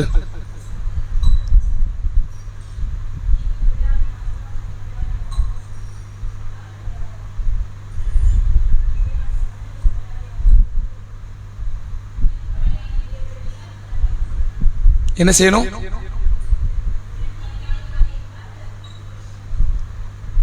தண்ணீர் கிடைத்தால் குளிக்கணுமா? சரி, குளித்துக் கொள்ளுங்கள். தண்ணி கிடைக்காத போது சரி சரி. ஒழுவை பற்றி நீங்க குர்ஆன்ல 2 இடத்துல வசனங்களை பார்க்கலாம். அதுல ஒன்று இது 5வது அத்தியாயம் 6வது வசனம். அல்லாஹ் இந்த வசனத்தை என்ன சொல்றான்னு நான் வாசிக்கிறேன், அப்புறம் இதில் உள்ள விளக்கங்களை பார்ப்போம். அல்லாஹ் சொல்ற யா அய்யுஹல்லதீன ஆமனு, ஈமான் கொண்டவர்களே, இதா குந்தும் இலஸ்ஸலா, தொழுகைக்கு நீங்கள் தயாரானால், ஃபக்ஸிலு உஜூஹக்கும், உங்கள் முகங்களை கழுவிக்கொள்ளுங்கள். ஃபர்ஸ்ட் எதை கழுவு சொல்றான்? முகத்தை கழுவு. ஐதியக்கும் இலல் மராஃபிக், மராஃபிக் அப்படின்னா முட்டு கையின் அர்த்தம். இந்த முழங்கைன்னு வாங்கல்ல, அதான் மராஃபிக். இலல் மராஃபிக்னா மராஃபிக் வரை என்று அர்த்தம் எடுக்கக்கூடாது, ஹத்தல் மராஃபிக்னு அர்த்தம் வைக்கணும். அப்படின்னா என்ன அர்த்தம்னு கேட்டா, மராஃபிக்கும் சேர்த்து. பல மக்கள் கையை கழுவாங்க, முட்டு கையை தண்ணி படாது. ஏன் அல்லாஹ் என்ன சொல்றான்? மராஃபிக் வரைங்கிறான், முழங்கை வரைங்கிறான். அதனால முட்டு கை வரைக்கும் கழுவுனா போதும்னு நினைக்கிறாங்க. அந்த இடத்துல அர்த்தம் என்ன? முழங்கை உட்பட கழுவுங்கள்னு அர்த்தம். நீங்கள் முழங்கை உட்பட கைகளை கழுவிக்கொள்ளுங்கள். வம்சஹு பி ரூசிக்கும், உங்களுடைய தலையை தடவிக்கொள்ளுங்கள். ஈரக்கை இருக்கும், அந்த ஈரக்கையால் தடவிக்குங்க. ஓ அர்ஜுலக்கும் இலல் காபைனி, 2 கால் வரை உங்கள் 2 கால்களையும் கழுவிக்கொள்ளுங்கள். அல்லாஹ் நாளத்தான் கழுவு சொல்றான். முகத்தை கழுவு, கையை கழுவு, காலை கழுவு, மசக செய் அப்படிங்கிறான். இப்போ இந்த வசனத்தை வைத்து இப்படி ஒளி செய்தால் ஒளி ஏற்கப்படுமா அப்படின்னு கேட்டால் ஏற்கப்படாது. எதனால ஏற்கப்படாதுன்னா, ரசூலுல்லாஹ் இந்த ஒழுவுக்கான முழுமையான வரைவிலக்கணத்தை டைமென்ஷன் நமக்கு சொல்லி தந்திருக்கிறாங்க. ஒழுவை எப்படி ஆரம்பிக்கணும், எப்படி ஃபினிஷ் பண்ணணும், இந்த ஒழுவுல எது கூடும் எது கூடாது. ஒருத்தர் ஒளி செய்யறாரு, காற்று பிரிஞ்சா ஒளி ஏற்றுக்கொள்ளப்படுமா படாதா? ஏற்றுக்கொள்ளப்படாது. இதை குர்ஆன் வசனம் மென்ஷன் பண்ணுதா? பண்ணல. மென்ஷன் பண்ணல, இல்ல குர்ஆன் சொல்லல. நல்லா அசந்து தூங்கிட்டார், ஒளு கலைஞ்சிரும். குர்ஆன் சொல்லுதா? அதை குர்ஆன் சொல்லல. அப்ப ஒழுவுடைய பெரிய பெரிய சட்டத்திட்டங்கள் எல்லாம் யார் தான் சொல்லி கொடுத்திருக்கிறா? அல்லாஹ்வுடைய ரசூல் தான் சொல்லி கொடுத்திருக்கிறாங்க. இந்த குர்ஆன் மட்டும் போதுன்னு ஒரு கோஷ்டி உலகத்தில் சுத்துது. அகலுல் குர்ஆன் உங்களுக்கு பேர். இந்த வழக்குமாருக்கு பட்டு குஞ்சோன்னு பேர் வைப்பாங்கல்ல, அந்த மாதிரி இந்த கூட்டத்துக்கு என்ன பேருன்னு கேட்டா, இவன் குர்ஆன் மட்டும் தான் கடைபிடிப்பானா, ஹதீஸை தொட மாட்டான். புகாரி வேண்டாம், முஸ்லீம் வேண்டாம், எதுவுமே வேண்டாம். எனக்கு நபியே வேண்டாம், எனக்கு 30 ஜுஸ் குர்ஆன் இருந்தா எனக்கு போதும், நான் மார்க்கத்தை கடைபிடிச்சு நான் சொர்க்கம் போயிருவேன் அப்படின்ற நம்பிக்கையில ஒரு கூட்டம். அவனுக்கு பேர் என்னது? பேர்லாம் அழகான பேர், அஹ்லுல் குர்ஆன். குர்ஆன் வாசிகள். ரசூலுல்லாஹ் காலத்தில் சஹாபாக்களுக்கு இருந்த பேர் இது. அஸ்ஹாபுல் குர்ஆன் ஒரு கூட்டம் இருந்தாங்க, 70 நபித்தோழர்கள். ஒரு அழகான பேர். அழகான பேருக்கு ஒரு வழிகேடர்கள் அவங்களுக்கு அவங்க வச்சிருக்கிறாங்க, அஹ்லுல் குர்ஆன், நாங்கள் குர்ஆன் வாசிகள்னு பேர் வச்சிருக்கிறாங்க. இவங்க நிலைப்பாடு என்னன்னா, நாங்க குர்ஆனை மட்டும்தான் ஏத்துக்குவோம், ஹதீஸை ஏற்க மாட்டோம். குர்ஆனை மட்டும் ஏத்துக்குவோங்கிறது நேர் வழியான்னு கேட்டா பச்சை வழிகேடு, மோசமான வழிகேடு. ஏன்னா அல்லாஹ் குர்ஆனில் சொல்லி தரும்போது, நபியே இந்த குர்ஆனை நாம் ஏன் கொடுத்தோம்னா அவர்கள் சிந்திக்க வேண்டும் என்றும் நீங்கள் விளக்கம் கொடுக்கணும்னா குர்ஆனை கொடுத்துருக்கணும். குர்ஆனுக்கு நீங்க என்ன செய்யணும்? விளக்கம் கொடுக்கணும். இதில் அல்லாஹ் என்ன சொல்ல வரான் தெரியுமா? அப்படின்னு நீங்க ஒரு விளக்கம் கொடுக்கணும். நீங்க விளக்கத்தை கொடுத்து குர்ஆன் விளக்கமும் சேர்ந்தா மட்டும்தான் அது மார்க்கமா நிற்கும். குர்ஆன் மட்டும் என்னவா நிற்காது. குர்ஆன் கொள்கையை தெளிவுபடுத்தும். குர்ஆனை மட்டும் வச்சு நீங்க என்ன செய்யலாம்? இஸ்லாத்துல எது கொள்கை அப்படின்னு தெரிஞ்சுக்கலாம். அல்லாஹ் மட்டும் வணங்கணும், மறுமை உண்டு, சொர்க்கம் உண்டு, நரகம் உண்டு, மாணவர்கள் உண்டு, மறுமை அதாவது விதி உண்டு அப்படின்ற அந்த கொள்கையை நீங்க தெரிஞ்சுக்கலாம். நபிமார்கள் வந்தாங்க, சத்திய பிரச்சாரம் பண்ணாங்க, அடிவதைக்கு ஆளாக்கப்பட்டாங்க, விரட்டப்பட்டாங்க அப்படின்ற வரலாற்றை தெரிஞ்சுக்கலாம். எதை தெரிய முடியாது? ஷரியத்தை உங்களால் தெரிய முடியாது. ஷரியத்தை நீங்கள் தெரிந்து கொள்ள குர்ஆனுக்கு அடுத்தபடியாக அதன் வரைவிலக்கணமாக இருக்கிற நபிகளாருடைய விளக்கத்துக்கு நீங்க போகணும். போகலைன்னா என்ன செய்ய முடியாது? உங்களால் ஷரியத்தை நீங்கள் முழுமைப்படுத்த முடியாது. குர்ஆன்ல அல்லாஹ் தொழுங்கங்கிறான், 90 இடத்துல வருது. தொழுங்கன்னு எத்தனை இடத்துல வருது? 90 இடத்துல. அஹ்லுல் குர்ஆன்ட்ட கேளுங்க, எப்படிப்பா தொழுவணும்? துவா தான் தொழுகைன்றான். எதுக்கு பேர் தொழுகை? அவன் தொழுவே மாட்டான், பள்ளியை கட்டி வச்சிருப்பான் தண்டத்துக்கு, தொழுவ மாட்டான். ஏன்டா தொழுவ மாட்டேங்க? தொழுங்கிறானே. தொழுகைங்கிற சலாத்துக்கு அரபுல என்ன அர்த்தமா? பிரார்த்தனைன்னு அர்த்தம் இருக்கு. நான் அல்லாட்ட பிரார்த்தனை பண்ணிட்டு போயிருவேங்கிறான். இதைத்தான் அல்ல 90 இடத்துல பதிவு வைக்கிறது தான். துவா செய்யும் பதிவு வைக்கிறான், தொலை சொல்லல. கிப்லா பக்கம் முன்னோக்கு நல்லா குர்ஆன்ல பேசுறானே, எப்படின்னு தொழுவ? நீங்கள் தொழுகை நிலைநாட்டுங்கள். தொழுகை விஷயத்துல பல மக்கள் வந்து அலட்சியமா இருப்பாங்க, அவங்க நரகவாசி அப்படியெல்லாம் எல்லாம் பல இடத்துல பதிவு வைக்கிறானே. இது வெறும் பிரார்த்தனை தான் சொல்லப்படுதா? பிரார்த்தனை தான் எங்கனாலும் செய்யலாமே. முழு உலகத்துல பயணம் பண்ணிக்கிட்டு இருக்கும்போது பிரார்த்தனை பண்ணலாம், படுத்து தூங்கும் போது, படுத்து கிடக்கும் போது பிரார்த்தனை பண்ணலாம். தொழுகையும் நல்லா குறிப்பிடுறானே, அதுக்கு நீ ஒளிச்சிங்கிறான். அப்ப துவாக்கு நீ ஒளிச்சிவியா? அதை பத்தி பேசுது. இதா குந்தும் இலஸ்ஸலா, தொழுகைக்கு நீ தயாரானால் ஃபக்ஸிரு உஜூஹக்கும், முகத்தை கழுவுங்கிறான். அப்ப துவாக்கு நீ முகத்தை கழுவிக்கிட்டா இருக்கிறன்னு கேட்டா அவன்கிட்ட என்ன இல்லை? பதில் கிடையாது. தொழுகை மட்டும் இல்லை, ஜக்காத்துக்கு என்ன கிடையாது? ஒரு தெளிவான விளக்கம் குர்ஆன்ல கிடையாது. ஜக்காத்து யாருக்கு கொடுக்கணும்னு இருக்கும், எவ்வளவு கொடுக்கணும் கிடையாது. குர்ஆன்ல பார்க்க முடியும் உங்களால? ஆடு இருந்தா இவ்வளவு, மாடு இருந்தா இவ்வளவு, தங்கம் இருந்தா இவ்வளவு, விலை நிலை இருந்தா இவ்வளவுன்னு குர்ஆன்ல கிடையாது. ஹஜ் பண்ணுங்கன்னு குர்ஆன்ல வருது. எப்படி ஹஜ் பண்ணணும்? எந்த மாசம் கிளம்பணும்? எந்த நாள்ல இருக்கணும்? எந்த நாள்ல திரும்பி வரணும்? குர்ஆன்ல இருக்குதா? கிடையாது. ஒரே ஒரு மார்க்க சட்டத்தை வேணா கடைபிடிக்கலாம். நோன்பை கடைபிடிக்கலாம். நோன்புனா என்னது? பட்னி கிடக்கணும். சுபுகு நேரம் ஆரம்பிச்சு மகரிப் நேரம் வரைக்கும் பட்னி கிடங்கலாம். அதை மட்டும் என்ன செய்யலாம்? குர்ஆனை வைத்து நோன்பை மட்டும் கடைபிடிக்க முடியுமே ஒழிய தொழுகை, ஜக்காத்து, ஹஜ்ஜி, இன்னும் ஏராளமான தலாக்கு, குலா என்ற ஷரியத்துக்குள்ள போன பல மார்க்க சட்டத்தை கடைபிடிக்க முடியாது ஹதீஸுடைய துணை இல்லாமல். அப்ப இந்த அஹ்லுல் குர்ஆன் என்ற இந்த கோஷ்டி மார்க்கத்துக்கு விரோதமான மோசமான கொள்கை கொண்டவர்கள். இதே ஆமா, குர்ஆனை சரியான முறையில் அவர்கள் விளங்காத ஒரு கூட்டம்.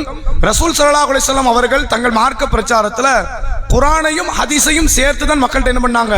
விளக்கமாக கொடுத்தாங்க. ஒரு குர்ஆன் வசனம் வரும், அதை ஓதி காட்டுவாங்க. சஹாபாக்களுக்கு விளக்கம் தெரியாது. அல்லாஹ்வுடைய தூதர் விளக்கம் சொல்லுங்க, அதுக்கு விளக்கம் என்ன தெரியுமா அப்படின்னு ரசூல் ஒரு விளக்கத்தை கொடுப்பாங்க. அதுக்கப்புறம் தான் மக்கள் அதை கடைபிடித்தார்கள். இன்னைக்கு இவன் மொத்த ஹதீஸையும் மறுத்து இவர்கள் நேரிய பாதையில் ரசூலுல்லாஹ் காலத்துக்கு அப்புறம் ஹவாரிஜிகள்னு ஒரு கூட்டம் வந்தாங்க. உஸ்மான் ரதியல்லாஹு அவர்களை கொலை செய்தார்கள். அலி ரதியல்லாஹு அவங்களை ஆட்சிக்கு எதிராக நடந்தாங்க. அலி ரதியல்லாஹு அந்த ஹவாரிஜ் கூட்டத்தை கொன்றொழித்தார்கள். நீங்க வரலாற்றை பார்க்கலாம். இந்த ஹவாரிஜ் கூட்டத்தை பொறுத்தவரை இவனுடைய அடிப்படை கொள்கை குர்ஆன் மட்டும் போதும். இவனுக்கு என்ன வேண்டாம்? ஹதீஸ் வேண்டாம். இவன்ல ஒரு சாரார் குர்ஆன் மட்டும் தான் கடைபிடிப்போம், ஹதீஸை கடைபிடிக்க மாட்டோம். சஹாபாக்கள் கருத்தும் சரி, நபியின் கருத்தும் சரி, யாருடைய கருத்தையும் நாங்கள் ஏற்க மாட்டோம் அப்படின்ற ஒரு நிலைப்பாடு கொண்டவர்கள் என்பதை நீங்க வரலாறுல பார்க்கலாம். இது மோசமான நிலைப்பாடு என்பதை பார்க்க முடியுது. ரெண்டாவது இதுல என்ன சொல்றான் அப்படின்னா, இந்த ஒழுவை பொறுத்த வரைக்கும் 4 விஷயம் தான் இதுல கட்டளையிடுறோம். முகத்தை கழுவுங்க, கையை கழுவுங்க, காலை கழுவுங்க, மசக செய்யுங்க. ஆனா இதுல இதெல்லாம் விடுபட்டு இருக்கு. ஆரம்பத்துல நியத் அவசியம், பிஸ்மில்லா சொல்லணும், கைகளை 3 முறை கழுவணும், அதுக்கப்புறம் வாய் கொப்பளிக்கணும், மூக்கில் தண்ணி செலுத்தணும், முகத்தை கழுவணும், வலது கை இடது கை மசக செய்யணும். மசகு தலைக்கு மட்டும் குர்ஆன் வருது, காதுக்கு செய்யணும் ஹதீஸ்ல வருது. காலை வலது கால் இடது கால கழுவி களிமா சொல்லி முடிங்க. இதுல வேற என்ன ரூல்லாம் இருக்குன்னு கேட்டா, ஒளி செய்யும் போது ஒரு உறுப்பை 3க்கு மேல கழுவக்கூடாது, ஒரு உறுப்பு 1 கீழே நீ கழுவாம விட்டுறவும் கூடாது. இவ்வளவு பெரிய ரசூலுல்லாஹ் சொல்றாங்க. இறை நம்பிக்கை கொண்டவர்களை தவிர ஒழுவில் வேறு யாரும் பேணுதலாக இருக்க மாட்டாங்க. யார் ரொம்ப பயபக்தியா இருப்பாங்க, கேர்ஃபுல்லா பண்றோமா, கரெக்டா கழுவுறோமா அப்படின்னு யார் பயபக்தியா இருப்பா? இறை நம்பிக்கை கொண்டவர்கள் மட்டும்தான். நபி காலத்துல ஒரு நபி தோழர் ஒளி செய்யறாரு. காலில் ஒரு நாணயம் அளவுக்கு தண்ணி பட வேண்டிய இடம், பட வேண்டிய இடத்துல என்ன பண்ணல? தண்ணி படல. ரசூலுல்லாஹ் என்ன பண்ணிருக்காங்க? காலில் தண்ணி ஊத்திட்டு போன்னு சொல்லியிருக்கணுமா இல்லையா? நீங்க ஒளி செய்யல, மறுபடியும் செய்யுங்கன்னா ஒரு சின்ன மிஸ்டேக் டோட்டல் ஒழுவே கெடுத்து விட்டுரும். அதே மாதிரி தூங்குனா என்ன ஆகும்? ஒழு முறிஞ்சிரும். இச்சையோடு மறை உறுப்பை ஒரு ஆண் தன் மறை உறுப்பை, ஒரு பெண் தன் மறை உறுப்பை தொட்டுட்டா என்ன ஆகும்? ஒழு முறிந்து விடும். அதே போன்று மதிநீர் வெளிப்பட்டாலோ, இந்திரியம் வெளிப்பட்டாலோ, யூரின் போயிட்டாலோ, லெட்டின் போயிட்டாலோ, காற்று பிரிந்தாலோ ஒழு முறிந்து விடும். ஒட்டக கறி சாப்பிட்டால் ஒழு முறிஞ்சிரும். இவ்வளவு சட்டத்தை நீங்க எங்க தான் போய் படிக்கணும்? குர்ஆன்ல தான் போய் ஹதீஸ்ல தான் போய் படிக்க முடியும். குர்ஆனை கொண்டு முழுமையாக ஷரியத்தை விளங்க முடியாது. கொள்கை விளங்கிக் கொள்ளலாம். என்பதை பார்க்க முடியுது. அதே மாதிரி அல்லாஹ் இதுல கூடுதலாக இன்னொரு செய்தியும் சொல்றான். ஒயின் குன்தும் ஜுனூபன், நீங்கள் குளிப்பு கடமையானவராக இருந்தால் ஃபத்தஹரு, நீங்கள் குளித்து தூய்மையாகுங்கள். எப்படி என்ன ஆகணும்? குளிப்பு கடமையானவர் இருந்தால் குளிச்சிருங்க. ஒயின் குன்தும் மருதா, ஒருவேளை நீங்க குளிப்பு கடமையானவராக இருந்து நோயாளியாக இருந்தால், அவ அலா சஃபரின், அல்லது பயணியாக இருந்தால், அவ் ஜா அஹது மின்கும் மினல் காயித்தி, அல்லது உங்கள ஒருத்தர் கழிவறையிலிருந்து வெளியே வராரு, தண்ணி இல்லை, அவுலா லா மஸ்துமின் நிசா, நீங்கள் பெண்களை தீண்டினால் அல்லது அதாவது அல்லாஹ் தாம்பத்தியத்தை பற்றி பேசுறான், தாம்பத்தியத்தில் நீங்கள் ஈடுபட்டால், ஃபலம் தஜிது மாஅன், தண்ணீரை நீங்கள் பெற்றுக்கொள்ளாத போது, ஃபத்தயம்மமு ஸஈதன் தய்யிபன், தூய்மையான மண்ணை தொட்டு நீங்க என்ன செய்யுங்க? தயமும் செய்யுங்கள். இந்த வசனம் அருளப்பட்டதற்குரிய சூழ்நிலை என்பது, அல்லாஹ்வுடைய தூதர் அவர்கள் பனு குரைலா என்கிற ஒரு யுத்தத்தை முடித்துவிட்டு மதிய வேளை திரும்புறாங்க. ஆயிஷா நாயகி தன் முத்துமாலை தொலைச்சிட்டாங்க. ஆயிஷா நாயகி முத்துமாலையை தொலைத்தது 2 இடம். பகல்ல ஒரு வாட்டி தொலைப்பாங்க, அது கிடைச்சிரும், ஆனா தாமதமாகும். இரவுல தொலைப்பாங்க, அது கிடைக்காது. அது ரொம்ப தாமதமாகி ஆயிஷா நாயகி விட்டுட்டு மக்கள்லாம் போயிருவாங்க. அவங்க மேல அவதூறு பரவும். பிறகு குர்ஆன் வசனம் இறங்கி ஆயிஷா நாயகியினுடைய தூய்மையை அல்லாஹ் நிரூபிப்பான். இப்படி நிறைய நடந்தது. இந்த பகல்ல நடந்த நேரத்தில் வந்த வசனம் தான் இது. ரசூல்லா வராங்க, ஆயிஷா எல்லாரும் இறங்குறாங்க, கழிவறைக்கு போறாங்க. பகல் நேரத்துல, மதிய நேரம் போயிட்டு வந்து ஆயிஷா நாயகி ரசூல்லா என்ன சொல்றாங்க? முத்துமாலையை காணும், அது வந்து எடுத்து கொடுக்கணும். இப்ப ரசூல்லா வந்து தான் இருப்பது நியாயம், அடுத்தவங்களுக்கு இருக்க வரைக்கும் நியாயம் இருக்கா? நீங்க கிளம்புங்க, நான் என் மனைவியினுடைய அமானிதத்தை எடுத்து கொடுத்துட்டு தான் வருவேன்னு சொல்லும் போது எல்லா மக்களும் உட்கார்ந்துட்டாங்க. மதிய நேரம் லுகர் டைம் ஆயிடுச்சு. இப்ப ஒளிச்ச எண்ணெய் இல்ல, தண்ணி இல்ல. பல நபித்தோழர்கள் நேர யார்ட்ட போறாங்கன்னு அபூபக்கர்ட்ட போறாங்க. ரசூல்லா அப்ப ஆயிஷா நாயகியினுடைய மடி மீது தலை வைத்த நிலையில தூங்கி கொண்டிருக்கிறாங்க. அபூபக்கர்ட்ட போய் என்ன சொல்றாங்க அப்படின்னா, அபூபக்கரே, உங்க மகள் பண்ண காரியத்தை பாத்தீங்களா? அவங்க அந்த முத்துமாலையை தொலைக்காம இருந்திருந்தா இன்னத்துக்கு கிளம்பியிருப்போம், மதினா கூட போயிருக்கலாம். லுகர் டைம் வந்துருச்சு, அங்க போய் ஒளி செஞ்சிருக்கலாம். இப்போ ஒளி செய்ய முடியல, லுகர் நேரம் வந்துருச்சு, நாங்க என்ன செய்யறது? அது வரைக்கும் என்ன அருளப்படல, தயமும் பற்றிய சட்டம் அருளப்படல. உடனே அபூபக்கர் ரலியல்லாஹு நேரா ஆயிஷா நாயகி கிட்ட வராங்க. வந்து என்ன பண்றாங்க? அடிக்கிறாங்க ஆயிஷாவை. உன்னாலதான் இந்த காரியம், எங்களுக்கெல்லாம் சிரமத்தை கொடுத்தது நீதான், நீ மாலையை தொலைக்காம இருந்தது பிரச்சனை வந்திருக்குமா அடிக்கிறாங்க. ஆயிஷா நாயகி பிற்காலத்தில் சொல்றாங்க, நான் அதுக்கு ரியாக்ட் பண்ணியிருப்பேன், ஒன்னு நவுண்டு இருப்பேன், விலகி இருப்பேன், எதையாவது பண்ணியிருப்பேன். ரசூலுல்லாஹ் என் மடியில படுத்து கிடக்குறாங்க, அவங்க எந்திரிச்சிடக்கூடாதுங்கிறதுக்காக நான் என்ன பண்ணல, நான் அமைதியா இருந்தேன். ஒரு தந்தை மகளுக்கு கல்யாணம் முடிச்சு கொடுத்து ரசூலுல்லாவுக்கு மனைவி என்ற அந்தஸ்தில் இருக்கும்போது கூட சில காரியங்களுக்கு கண்டிப்பதற்கு அடிக்கிறாரு. நபி முன்னாடி நடக்குது, நபியின் காலத்தில் நடக்குது அப்படிங்கிறத பார்க்க முடியுது. அந்த நேரத்தில் தான் அல்லாஹ் இந்த வசனத்தை இறக்குறான். தண்ணீர் இல்லாத நேரத்தை நீங்கள் அடைந்தால் ஃபத்தயம்மமு ஸஈதன் தய்யிபன், தூய்மையான மணலை தொட்டு நீங்கள் என்ன செய்யுங்கள்? தயமும் செய்து கொள்ளுங்கள். பூமி அனைத்தும் நமக்கு வந்து தூய்மை செய்வதற்கு ஹலாலாக்கப்பட்டிருக்கு. அப்ப அதை நீங்க தொட்டு அந்த கையை தட்டி முகத்தையும் உங்களுடைய முன் கைகளையும் தடவி கொள்ளுங்கள். ஒளி செஞ்சா என்னெல்லாம் செய்யலாமோ தயமும் பண்ண அத்தனையும் செய்யலாம். இதுக்கு கால அவகாசம் எவ்வளவு இருக்கும் அப்படின்னா, தண்ணீர் கிடைக்கிற வரைக்கும், தண்ணீரை பயன்படுத்துகிற வரைக்கும் நீங்கள் தயமும் செய்து கொள்ளலாம்.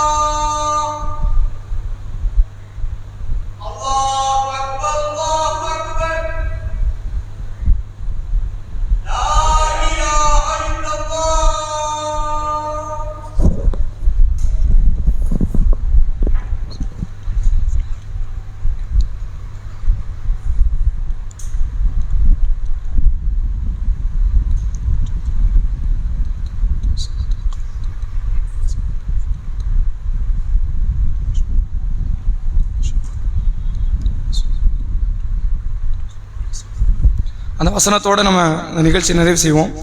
அல்லாஹ் சொல்லுகிறான், தூய்மையான மணலை தொட்டு நீங்கள் தைமம் செய்து கொள்ளுங்கள். எப்படின்னா, ஃபம்சஹு பி உஜூஹிக்கும், உங்களுடைய முகங்களை நீங்கள் தடவிக்கொள்ளுங்கள். ஓ ஐதீக்கும் மின்ஹு, இன்னும் உங்களுடைய கைகளை தடவிக்கொள்ளுங்கள். மா யுரீதுல்லாஹு யஜால அலைக்கும் மின் ஹரஜ், அல்லாஹ் உங்களுக்கு என்ன நாடல, சிரமத்தை நாடல. வலாக்கி யுரீதுல் யுத்தஹீரக்கும், உங்களை தூய்மைப்படுத்தவும். ஒலியு திம்ம நிஅமத்தஹு அலைக்கும், உங்களுக்கு தன்னுடைய அருளை அல்லாஹ் முழுமைப்படுத்தவும். லஅல்லக்கும் தஷ்குரூன், நீங்கள் நன்றி செலுத்தவும் தான் அல்லாஹ் நாடுகிறான் என்று அல்லாஹ் சொல்றான். தைமமை பொறுத்த வரைக்கும் தண்ணீர் இல்லை என்றாலோ, அல்லது தண்ணீர் இருக்க பற்றாக்குறை ஆயிடும் அப்படிங்கிற பயம் ஏற்பட்டாலோ, அல்லது தண்ணீர் இருக்கு பயன்படுத்த முடியாது, உடம்பெல்லாம் காயம், கட்டு போட்டிருக்கு, காய்ச்சல், ரொம்ப குளிர், இது மாதிரியான நிலை வந்தாலோ நீங்கள் தைமம் நாடலாம். தைமம் பொறுத்த வரைக்கும் ரொம்ப சிரமமான நேரத்தில் தான் தைமம், அப்படிலாம் கிடையாது. கொஞ்சம் சிரமம் குறைவாகவே இருந்தாலும் நீங்க அதன் பக்கம் நீங்க போகலாம், தப்பு கிடையாது. ஆனால் அல்லாஹ்வுடைய ரசூல் சொன்ன ஒரு வார்த்தை, சிரமமான நேரத்தில் கூட ஒருவர் ஒளி செய்வாரே ஆனால் அவருக்கு கூலியில பிரம்மாண்டம் கிடைக்கும். அதிகமான கூலி யாருக்கு கிடைக்கும்? கடுமையான குளிர், ஒளி செய்யவே முடியாது, அல்லது அவர் குளிப்பு கடமையாயிட்டார், கடுமையான குளிரா இருக்கு, குளிக்கவே முடியாது, அந்த நிலையிலும் ஒருத்தர் குளிச்சு ஒளி செய்வாரே ஆனால் அவருக்கு என்ன கிடைக்கும்? கூலியில அதிகம் கிடைக்கும். ஆனா நல்லா தெரிஞ்சுக்கங்க, உயிரை மாய்த்து கொண்டு அமல் செய்வது அல்லாஹ் விரும்பல. நமக்கு பாதிப்பு ஏற்படுத்தி ஒருவேளை தொழுகைக்காக வேண்டி குளிச்சுட்டு 10 நாள் காய்ச்சல கிடக்கிறது அல்லாஹ் விரும்ப மாட்டான். ஒரு நாள் காய்ச்சல கிடந்தாலும் அல்லாஹ் விரும்ப மாட்டான். அதனால் அப்படியான காரியத்தை மார்க்கம் செய்ய ஏற்றுக்கொள்ளல. எனக்கு காய்ச்சல்லாம் வராது, ஆனா குளிர் கொஞ்சம் கஷ்டமா இருக்குது, அந்த குளிச்சு வர்ற வரைக்கும் ஒரு பெரிய பாடம் இருக்கும் அப்படின்னா நீங்கள் சிரமத்தை சகித்து கொண்டால் உங்களுக்கு என்ன இருக்கு? நன்மைகள் அதிகம் இருக்கு. ரசூலுல்லாஹ் சொன்னாங்க, 3 சாராருக்கு நன்மை அதிகம். அந்த நன்மையெல்லாம் லேசில் அடைய முடியாது. ஒருவர் ஒரு தொழுகை முடித்து அடுத்த தொழுகைக்கு அவர் காத்து கொண்டிருப்பார் பள்ளியில், இவர் அடையிற நன்மை யாரும் அடைய முடியாது. இன்னொருவர் வீட்டில் ஒளி செய்து கொண்டு நடந்தே பள்ளிக்கு வருவார், இவருடைய கூலி என்ன செய்ய முடியாது? லேசில் அடைஞ்சிட முடியாது. மூன்றாவது, சிரமமான சூழ்நிலையிலும் ஒளி செய்யக்கூடியவர், சிரமமான சூழ்நிலையில கூட ஒளி செஞ்சுதான் தொழணுன்ற இடத்துல ஒருவர் ஒளி செய்வாரே ஆனால் அவர் கூலியில் அதிகத்தை பெறுகிறார் என்று மார்க்கம் சொல்லுது. தைமமை பொறுத்த வரைக்கும் குளிப்பு கடமை ஆனாலோ அல்லது தண்ணீர் இல்லை என்றாலோ ரொம்ப பெரிய சிரமம் தான் வரணுன்ற அளவுக்கு நம்ம எதிர்பார்க்காம, சின்ன சிரமங்கள், ஆனா இதை காரணத்து ஒருவேளை தொழுகை அடிபட்டுரும், மிஸ் ஆயிரும், அல்லது நம்ம குளிச்சோ ஒளி செஞ்சு அது காய்ச்சலையும் தலைவலியும் உண்டாக்கிறோம் அப்படின்னா நீங்கள் தைமமை நாடுங்க. அல்லாஹ் ரப்புல் ஆலமீன் லேசை தான் நாடுறான். செய்யவே கூடாதுன்னு இருப்பான், செய்யலாம் பிரச்சனை இல்லை அப்படின்னு நல்லா விட்டுட்டான். இன்னைக்கு நிறைய மக்கள் சில காரியங்கள்ல காலையில எந்திரிச்சு குளிக்கணுமேங்கிறதுக்காண்டி தாம்பத்தியத்தை புறக்கணிக்கக்கூடிய தம்பதியர்களும் உண்டு, அல்லது குளிக்கணுமேங்கிறதுக்காண்டி தாம்பத்தியத்தை செஞ்சுட்டு தொழுகையை புறக்கணிக்கிற மக்களும் உண்டு. ரெண்டுமே தப்பு. நீங்க தொழுகையை புறக்கணிச்சா பாவி, தாம்பத்தியத்தை புறக்கணிச்சாலும் பாவி, ரெண்டுமே செய்யக்கூடாது. தாம்பத்தியத்தின் தேவை இருக்கும் போது அந்த வாழ்க்கை துணைகள் தாம்பத்தியத்தில் ஈடுபடுவதில் எந்த தவறும் இல்லை. காலையில் எந்திக்கிறீங்க, குளிக்க முடியாது, ஒளி செய்ய முடியாது, டைம் பண்ணிட்டு போங்க, எல்லாம் லேசுபடுத்தி இருக்கிறோம். நீங்கள் தொழுகையும் பார்க்கணும், பேரலாக நீங்க எதையும் பார்க்கணும், உங்களுக்குரிய வாழ்க்கையும் பார்த்து கொள்ள வேண்டும் என்பதைத்தான் அல்லாஹ் உங்களுக்கு இலகுவை நாடி இருக்கிறான் என்பதை இந்த வசனத்தை வாயிலாக சொல்கிறான். இதனுடைய தொடர் வசனங்களை வரக்கூடிய வாரங்களில் சூரா மாயிதா 40 முதல் 40 வசனம், நம்ம 30 சொன்னோம், 6 தான் போயிருக்கு, முதல் 40 வசனம் படிச்சுட்டு வாங்க. சுப்ஹானக்கல்லாஹும்ம வபிஹம்திக அஷ்ஹது அல்லா இலாஹா இல்லா அன்த அஸ்தக்ஃபிருக வ அத்தூபு இலைக். அஸ்ஸலாமு அலைக்கும்.